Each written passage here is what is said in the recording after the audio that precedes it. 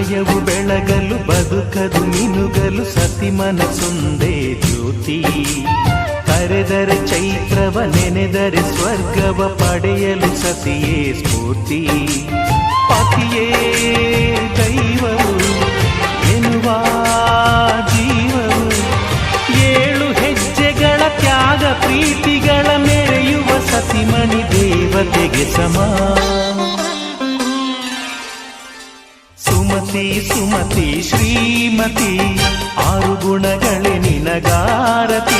ಮನಕ್ಕೆ ಕೊಡತಿ ಮನೆಗೆ ಗರತಿ. ಕಾರ್ಯೇಷು ದಾಸಿ ಕರಣೇಷು ಮಂತ್ರಿ. ಪೂಜ್ಯೇಷು ಮಾತಾ ರೂಪೇಷು ಲಕ್ಷ್ಮೀ.